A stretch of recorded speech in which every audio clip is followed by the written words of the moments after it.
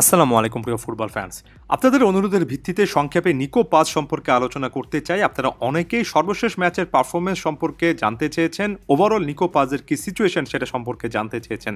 যারা জানতে চেয়েছেন তাদের এই জানতে চাওয়াটাকে আমি অ্যাকনলেজ করি, কারণ খুব নির্দিষ্ট করে জানি যে আপনারা খেলাগুলো দেখেন বা অন্তত নিকো পাসের জন্য হলেও খোঁজখবর রাখেন, কারণ অ্যাটাকিং মিডফিল্ডার হিসেবে নিকো পাস এতটাই ক্রিয়েটিভলি গিফটেড, এতটাই দৃষ্টিনন্দন, চোখের জন্য সুখকর যে তার খেলাগুলো অন্তত হাইলাইটস হলেও দেখতে হয়।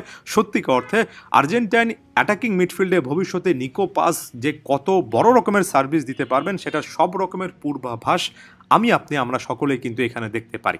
প্রথমত নিকো পাস সম্পর্কে একটা কথা এর আগে অনেকবার বলেছি এবং এটা একেবারে ওয়েল এস্টাবলিশড একটা ট্রুথ, সেটা হচ্ছে আর্জেন্টিনার ফিউচার অ্যাটাকিং মিডফিল্ডে সবচেয়ে বড় রকমের একটা আলোচনার কেন্দ্রবিন্দুতে নিকো পাস চলে আসবেন। হয়তোবা আমরা সাম্প্রতিক সময়ে একজন ফ্রাঙ্কো মাস্তান্তুনো কিংবা ক্লাউদিও এচেবেরি এমন টাইপের আরেকটু ইয়াঙ্গার ট্যালেন্টদেরকে নিয়ে বেশি আলোচনা করি, তবে আমার কাছে আপনি যদি এইজ ব্র্যাকেটটা 20-21 ধরে দেন, যে 20-21 সর্বোচ্চ, এই বয়স সীমার মধ্যে ইয়াং ট্যালেন্ট প্লেয়ারদেরকে নিয়ে কোন প্লেয়ারকে সবচেয়ে বেশি ম্যাচিউরড আমার কাছে মনে হয়, আমি চোখ বন্ধ করে বলবো প্লেয়ারটার নাম নিকো পাস। আর্জেন্টিনার জার্সিতে দুর্দান্ত তার অভিষেক হয়ে গিয়েছে, আর্জেন্টিনার জার্সিতে দলের সাথে অন্তত ডাগ আউটে আছেন। তবে আমার কাছে মনে হয় সামনে জুনে ইন্টারন্যাশনাল ব্রেকে একটা বড় রকমের সম্ভাবনা আসবে এবং এই সম্ভাবনাটা আসলে নিকো পাসের কাজে লাগানো উচিত। তার আগে গত ব্রেকে যেভাবে থিয়াগো আলমাদাকে স্কালুনি সুযোগ দিয়েছেন, রীতিমতো তার প্রোফাইলটা সবার সামনে আরও একবার দেখিয়েছেন, এই ব্রেকটাতে নিকো পাসের প্রোফাইলটা আসলে দেখানো উচিত। সর্বশেষ ম্যাচের পারফরমেন্সের কথায় ধরুন, সেখানে দুটো অ্যাসিস্ট করেছেন ক্যাগলিয়ারির বিপক্ষে এবং সেই অ্যাসিস্টগুলোর মধ্যে যে অ্যাসিস্টটা তার সেকেন্ড অ্যাসিস্ট ছিল, অর্থাৎ সব মিলিয়ে স্কোর লাইনটা 3-1 হয়েছে, সেখানে নিজের বুটের আউটসাইড ব্যবহার করে যে একটা এরিয়াল থ্রু পাস দিয়েছেন সেটা এখনও আমার চোখে লেগে আছে। আপনারা হাইলাইটসে সেটা বারবার করে দেখতে পারেন। কোমোর জার্সিতে 3-1 জেতা ক্যাগলিয়ারির বিপক্ষে এই ম্যাচটাতে থার্ড গোলটা কীভাবে নিকো পাস ক্রিয়েট করেছেন, সে ম্যাচে তার জোড়া অ্যাসিস্টের পাশাপাশি দুর্দান্ত আরও একটা assist Argentine defensive midfielder Maxximo পেরোনে করেছেন। তবে মূল লাইমলাইটটা নিকো পাসের কাছে ছিল, যে দলটাতে বর্তমানে খেলছেন। যখনই নিকো পাসের কাছে বল যায় তখনই ক্রিয়েটিভলি কিছু হয়, তখনই একজন সেন্ট্রাল ফরওয়ার্ড কিন্তু একেবারে ডিবক্সের মাঝখানে রান মেক করেন, তখনই উইঙ্গাররা কিন্তু তাদের অ্যাটাকিং পজিশনে চলে আসেন, কারণ তারা খুব ক্লিয়ার কাটভাবে জানেন যে নিকো পাস এখানে এমন একটা পাস জেনারেট করবেন যেখান থেকে আক্রমণটা শুরু হবে, যেখান থেকে রীতিমতো গোল স্কোরিং একটা অপরচুনিটি পাওয়া যাবে।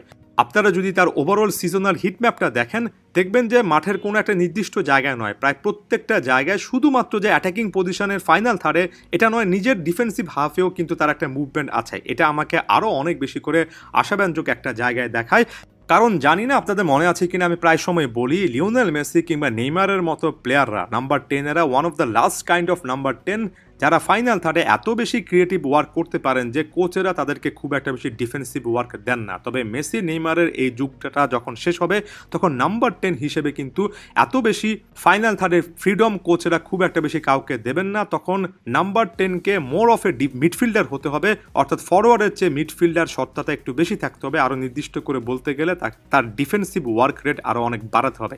সেক্ষেত্রে নিকো পাসের ওভারঅল মুভমেন্ট, তিনি যে এরিয়াগুলোতে আসলে যান যেখানে তার ডিফেন্সিভ একটা কাভারেজ দেওয়ার ব্যাপার থাকে, তার মধ্যে একজন ফাইনাল থার্ডে ফরওয়ার্ডের চেয়েও একজন মিডফিল্ডারের সত্তাটা যখন বেশি দেখা যায়, তখন আমার কাছে তাকে ভবিষ্যতে আর্জেন্টিনার পিওর একজন নাম্বার 10 কিংবা প্লে মেকার বা অন্যতম সেরা একজন প্লে মেকার হওয়ার অ্যাবিলিটি আছে এমন একটা প্রোফাইল বলে মনে হয়।